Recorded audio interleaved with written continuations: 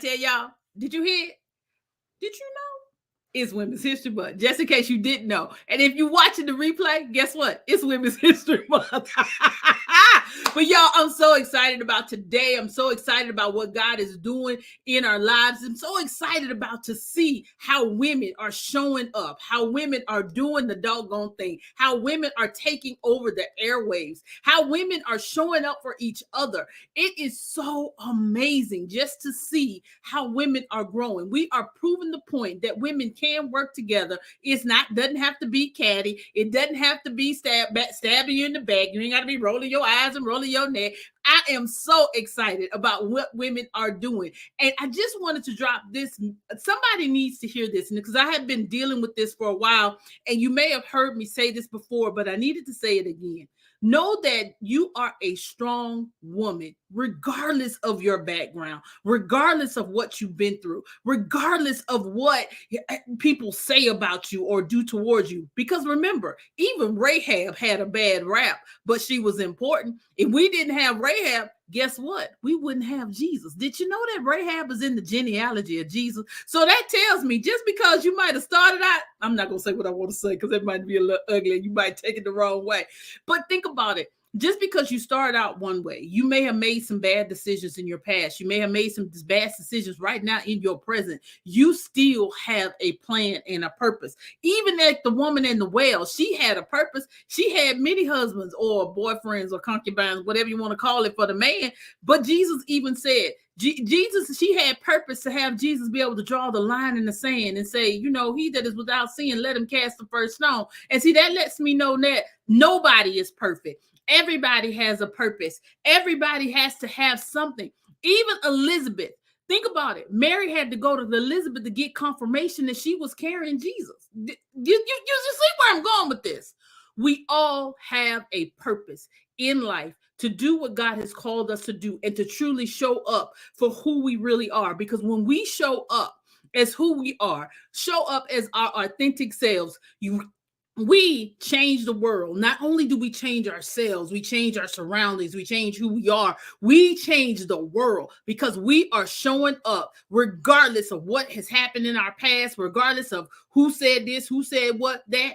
We are showing up and we are doing the doggone thing. And baby, you're going to look good doing it. All I tell you, make sure that inside is looking as good as that outside, because when you are that, you are rocking.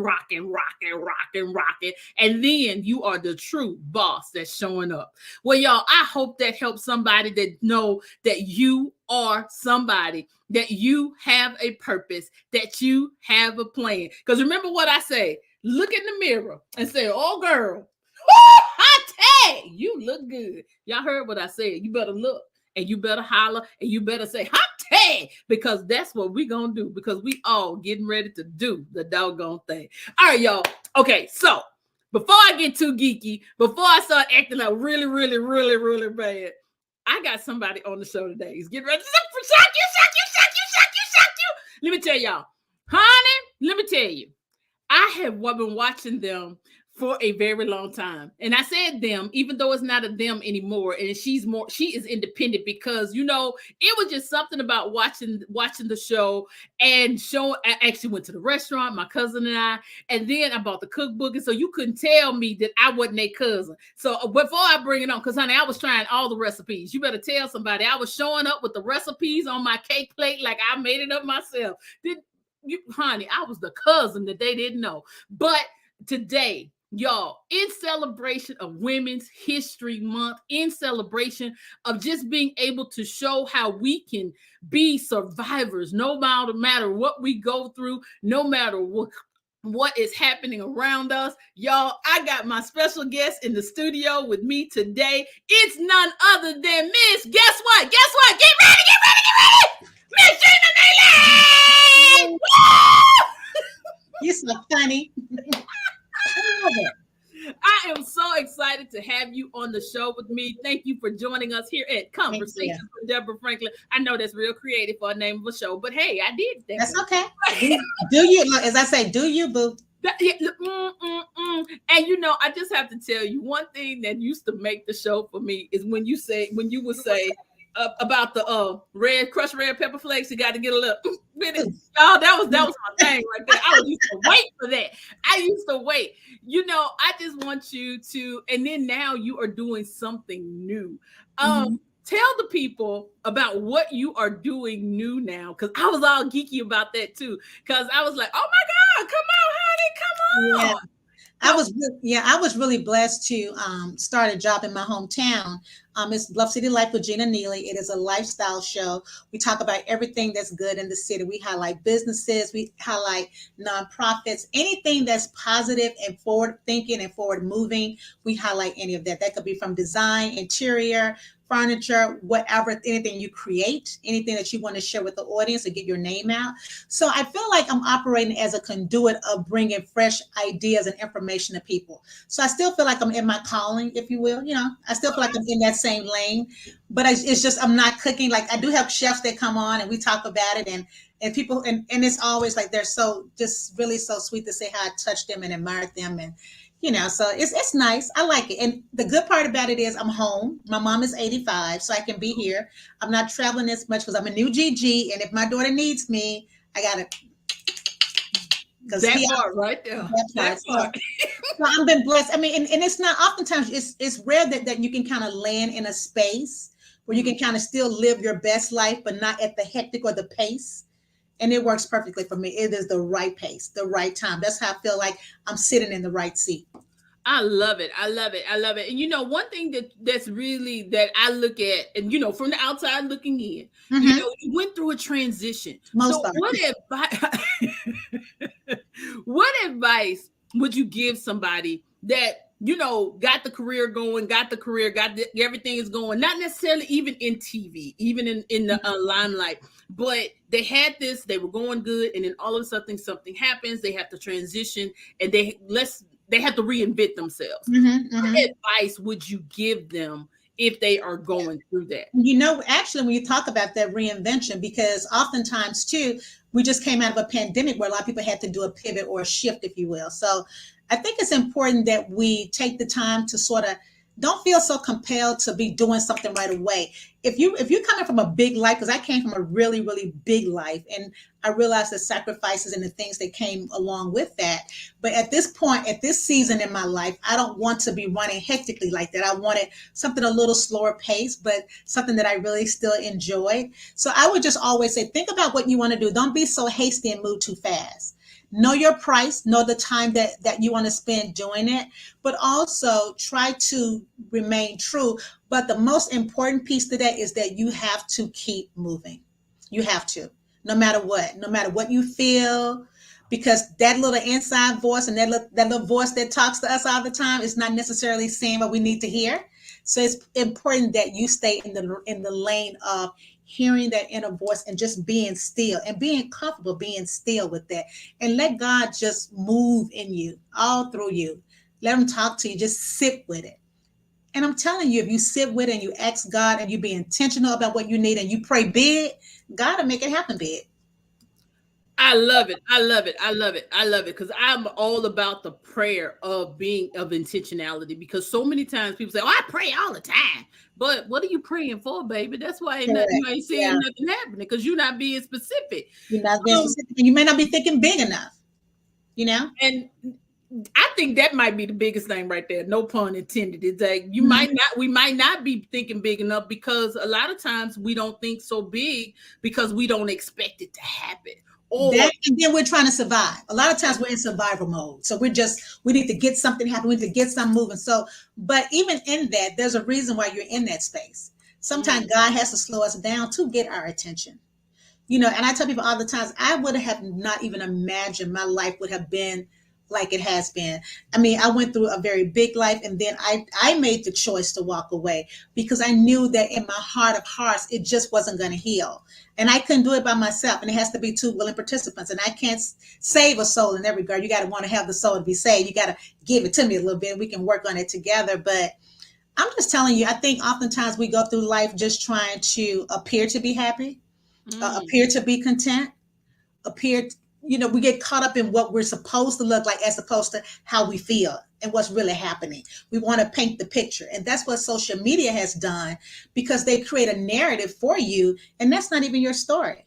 But you try to rock with it because it's sort of created for you. But you have to have the courage to stop that train yourself and say, listen, this is not what I want to continue to do. This is not working for me. I'm not happy. I'm not healing. I'm not in my best state. So why would you stay? I love it because you know what? That sets us up into a great transition of, as Christian women, as business owners, as, let's say, in the namesake of relationships or even friendships. Do Mhm. you think, as women, do you think we stay there too long, longer than what we should? The writing's on the wall, but do you Mhm. think we stay there too long because of our titles, because of our expectations of being this woman in leadership? Do Yeah. you think we stay too long?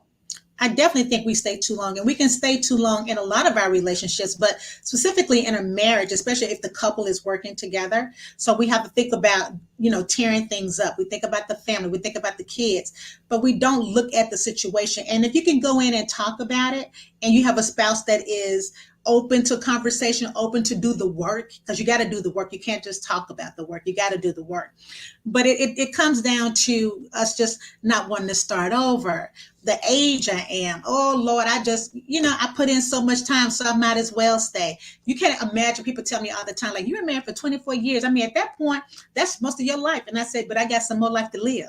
It's not my whole life. And I'm going to get the rest of my life.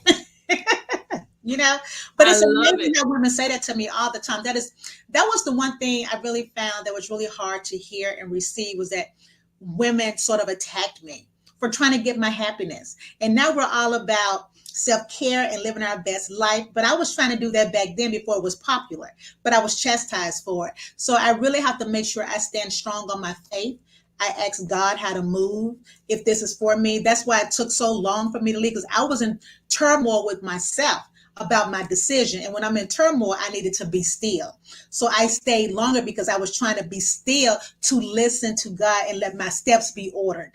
So that's why I stayed so as long as I did. But once I got word, and once God spoke it to me in my heart, I had to shift.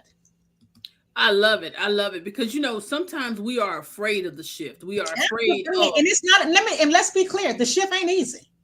It's real. The shift is not easy. I don't want to minimize, like, I just made this decision overnight. It was not a decision that was made overnight. It was a long-standing tussle within my spirit while I'm smiling and working it. But in my spirit, it was a tussle, and I just got tired of tussling with it, and I had to bring some order to it.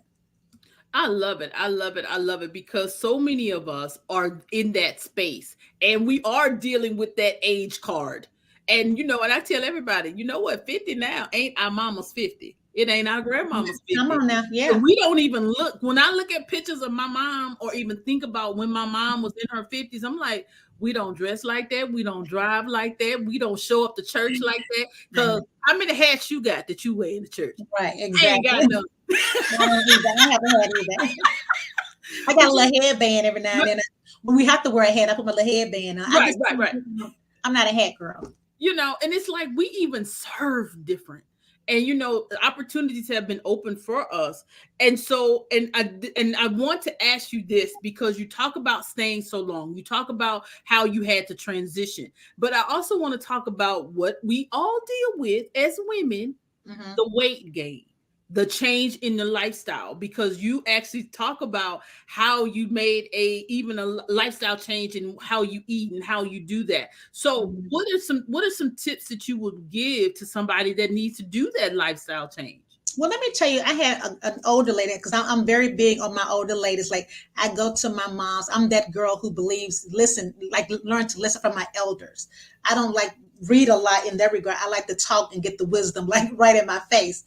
But I remember this church member of mine told me, she said, when you make a big change in your life, you have to get your body up to be able to handle the battle, to be able to take those hits.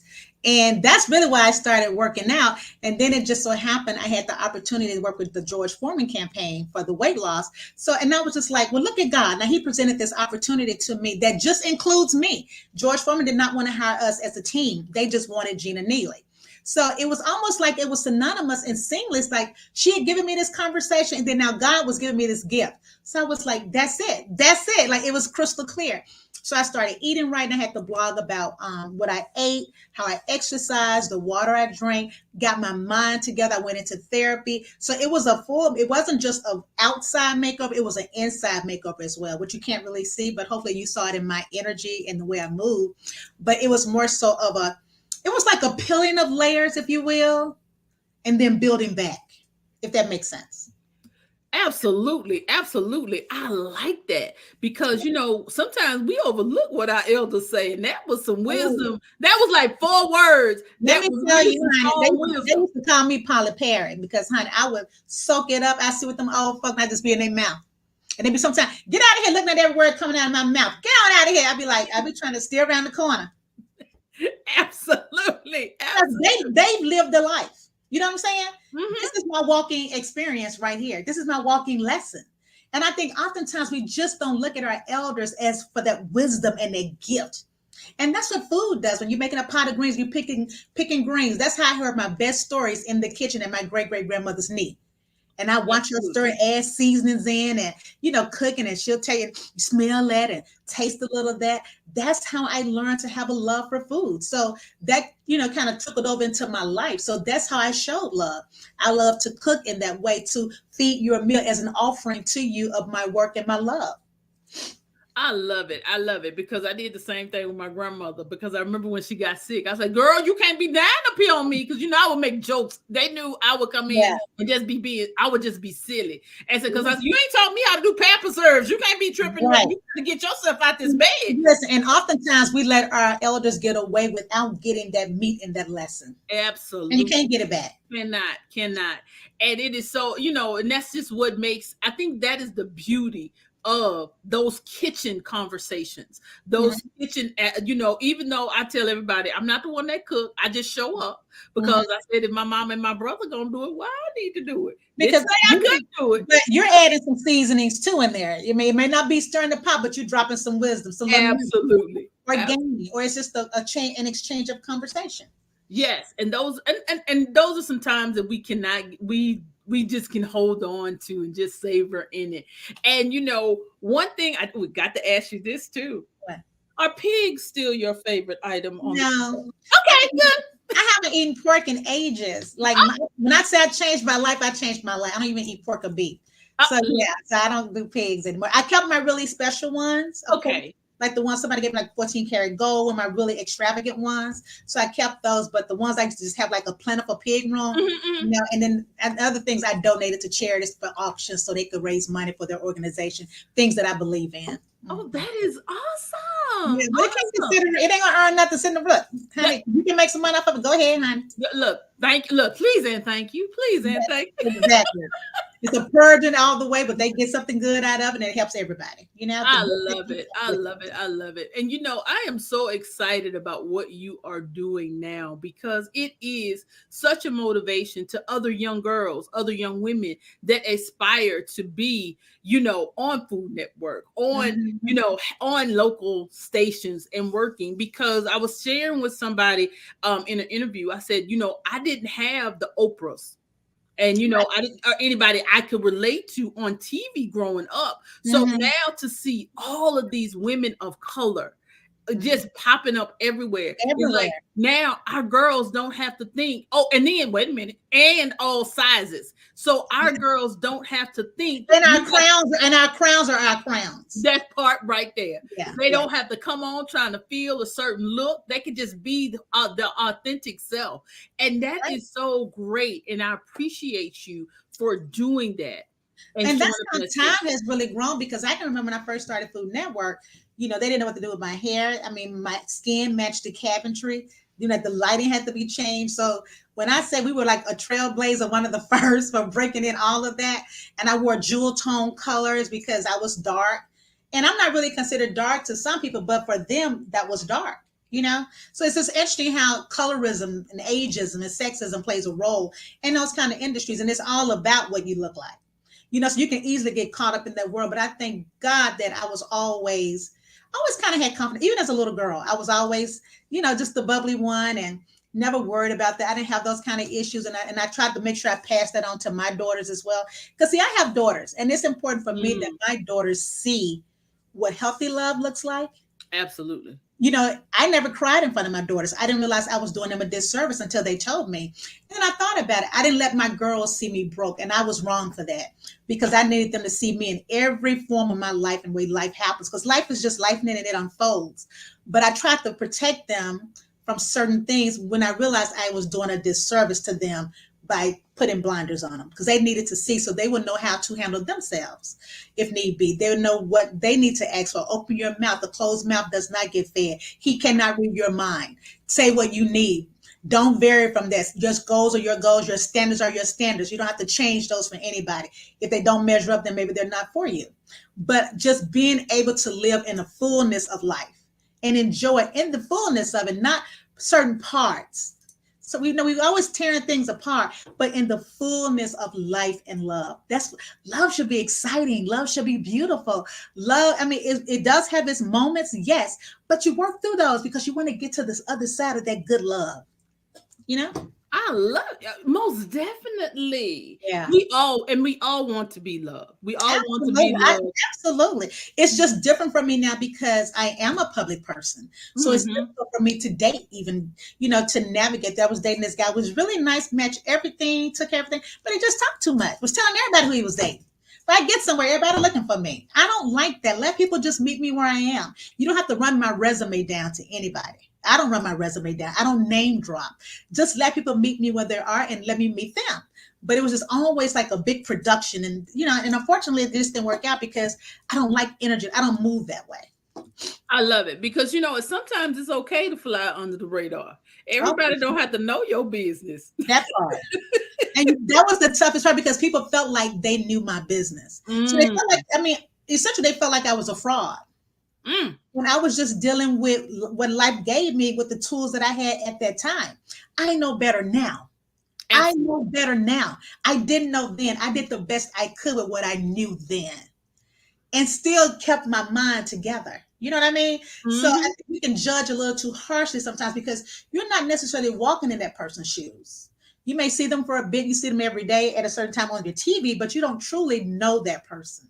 You don't know Absolutely. their journey. So allow them some grace, some mercy to get through whatever, but be supportive. If you don't have anything nice to say, just don't say nothing. But of course, now through the world of internet and social media, everybody has an opinion. Everybody. And you just have to tune it out.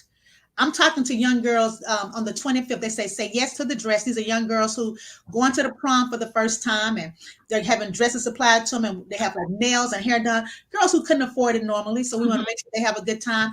And I just really want to push that whole narrative of know who you are and stand on that. Your no is your no. Your limit Absolutely. is your limit. You don't owe anybody anything. You And, don't. and we start to instill that into our young women. Yes. Should not, or even if they do make some of the same mistakes that we made, they should start hearing that voice. Like, Mhm, oh mhm. yeah, they did talk to Yeah, us about I this. don't, yeah, I don't want them to think I'm different. I don't Mhm. want them to not like me. It's okay, baby. It's okay. And absolutely, Yeah. I love it. I am having so much fun with you, and I'm excited about everything that you're doing. I promise you, don't be tripping if I come to Memphis and I come to the studio and I'm knocking on the door. This Yeah, Barbara, let me I'll be like, come on in. Look, come on, girl. And even when every guest that comes through the door, and they always say, "Oh my God, just meeting you in person is so different. You're so sweet." So, but I like to leave people with a good feeling when they come here, and because you never know what a person is going through Absolutely. or what it took for them to even walk through that door. Mm-hmm. So Mm-hmm. I want their interaction with me to be a pleasant one. I want to leave a lasting impression. I want them to see the God in me. I don't want to Mm, tell them God is in me. I want them to see God in me. I don't want to say I'm a Christian. You will be able to tell by my behavior who I am and whose I am. You know what I mean? absolutely. And you know what? That brings us to our last question of the evening. When you hear Church Girl CEO, what does that mean to you? Church girl CEO, a Yes. woman who walks in her fullness and know that she is a child of God and is not ashamed of it. She doesn't allow society to put anything or any labels on her because she knows who she is. She knows who created her. and she know the goodness that's in her heart, and she also know that God will bless you. Because I do good to people, not because I want to do good, that's just how I move, but because I also know that when I give goodness, goodness comes back to me. I love it. I love it. And you know what? I just want to thank you again for You're welcome. joining us here in on our show and just making us make history Yes, for yes, women's history. Wait yes. a minute, wait a minute, wait a minute. Let me get the clapper. Where did I know you didn't have a? I should have known you had a clapper.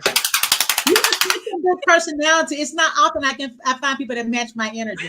You're even bigger than me. You have a big person, and that's really good because Oh, people, I mean, people gravitate to that. They love it because they don't have that kind of love, and it's a blessing and it's a gift that you're sharing with others, and that's what God wants you to do. thank you Yeah. so much. I appreciate you. And again, I thank you. You have been so awesome to grace us with your presence. And y'all know how we do. It's been fun. It's been real, but we got to get out of here. And I love you to life, and ain't nothing you can do about it. Peace.